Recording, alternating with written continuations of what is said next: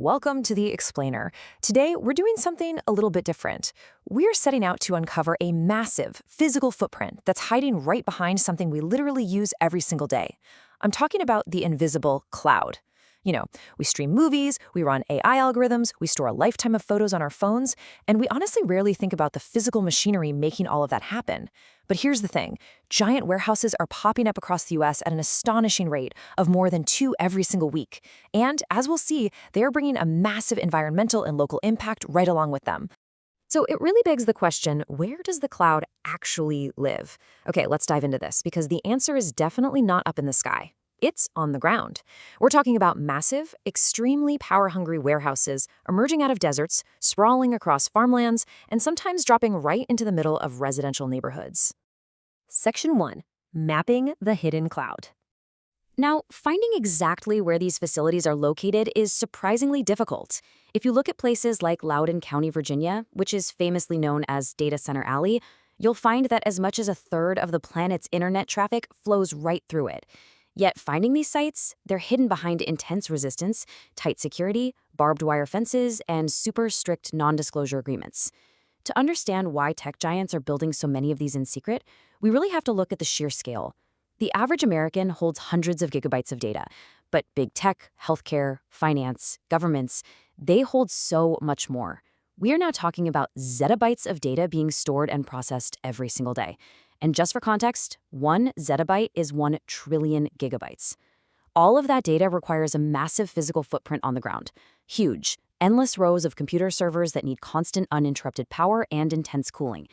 Because there is no definitive public directory of where these centers are, journalists actually had to get pretty creative to pull back the mask on these tech giants. It's like a giant puzzle. They looked at the public air quality permits that are required to install backup diesel generators, the ones they need in case the power grid fails. By tracking those permits, investigators could locate the generators, and from there, they could extrapolate the massive power needs of the facility and dig through business records to link these secretive shell LLCs right back to companies like Google, Amazon, Microsoft, and Meta. And by tracing those permits, a totally startling picture emerged. By the end of 2024, there are 1,240 large data centers mapped out across the US. To put that kind of explosive growth into perspective, that is nearly 4 times the number that existed back in 2010. And with the AI boom really accelerating right now, this massive physical expansion, it's honestly only just getting started. Section 2. Living next to the machine. Let's shift our focus from mapping these locations to the very real, localized human impact here. Because these clusters aren't just sitting in empty fields, they're actively expanding into populated areas. Imagine the physical reality for residents like Donna Gallant in Northern Virginia. She lived in a peaceful neighborhood for 30 years, but in 2021, the land right near her home was rezoned, paving the way for a 75-foot tall Google data center facility to be dropped smack in the middle of her community. To keep hundreds and hundreds of these servers from overheating, massive ventilation systems have to run around the clock. They emit this constant 24/7 industrial drone. It got so bad, Donna literally had to move her bedroom to the first floor and wear noise-canceling headphones just to get a few hours of sleep. And it's not just the noise, it's the physical vibration.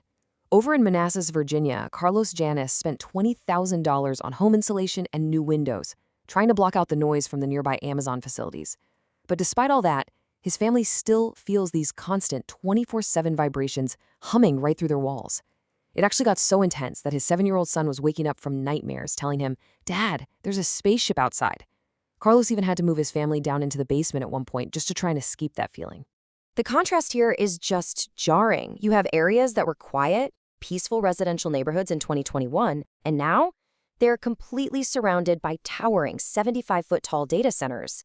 These are massive industrial facilities with heavy-duty cooling fans and industrial backup generators. They were simply never designed to be placed directly into the heart of residential communities. Section 3. The massive water drain. So the absolutely crucial point here is, it's not just about the land they occupy or the noise they make. The environmental costs are staggering, and it all starts with how these massive machines keep from melting down. They require unbelievable amounts of water. Let's look at one specific cluster to see what I mean. Official air permit documents reveal that a Microsoft cluster in Maricopa County, Arizona, which, by the way, is an area currently gripped by extreme drought, planned for its buildings to use a staggering 1.83 billion gallons of water per year. Just to ground that massive statistic for a second, 1.83 billion gallons of water is enough to supply roughly 61,000 Americans.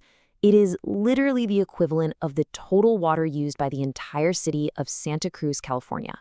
And this extreme resource drain, it's happening right in the middle of a drying desert, where water from the dwindling Colorado River is already highly contested.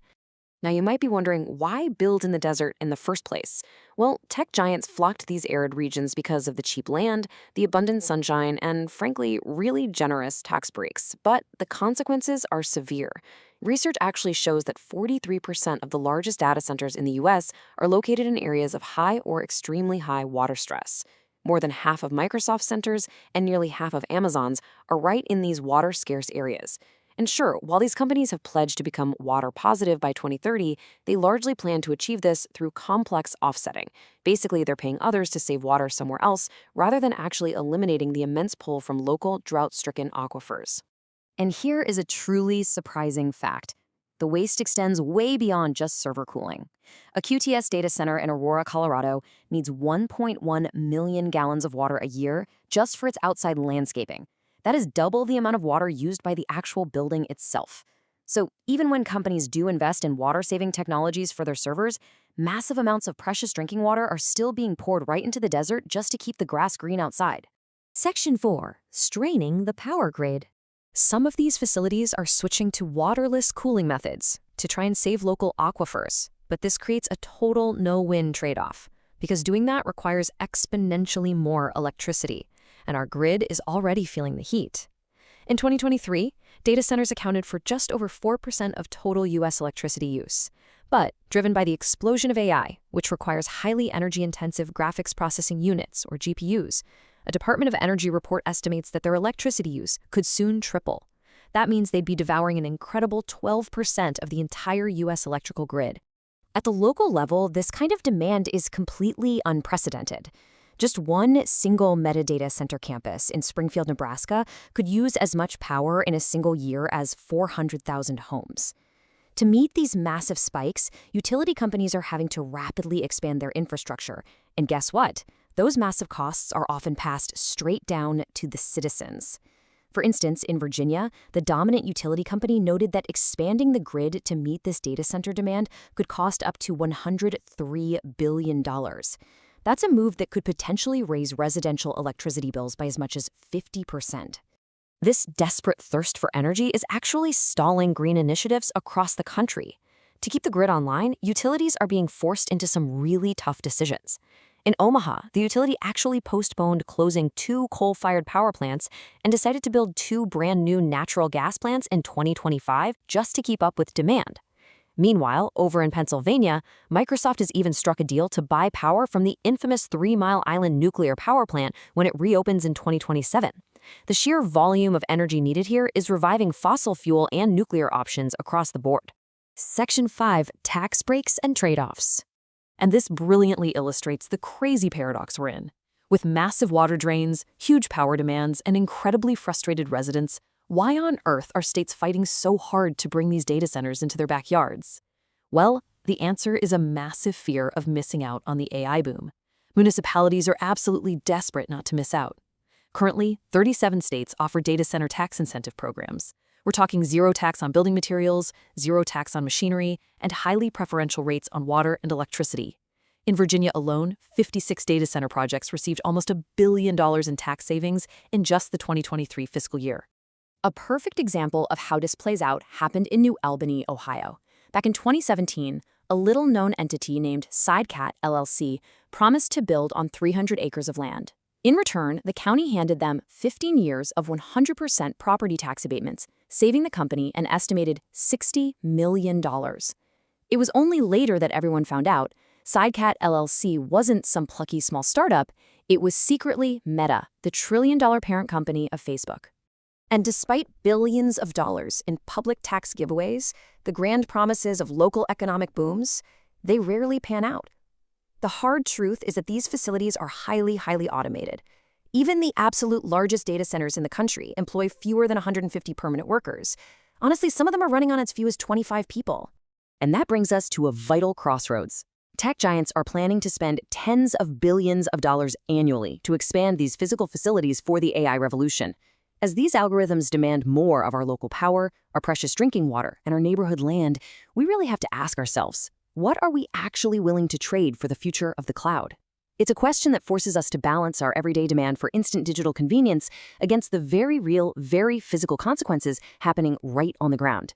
Thank you so much for joining me for this explainer, and I really hope this gives you a much clearer view of the real-world machinery hiding right behind your screen.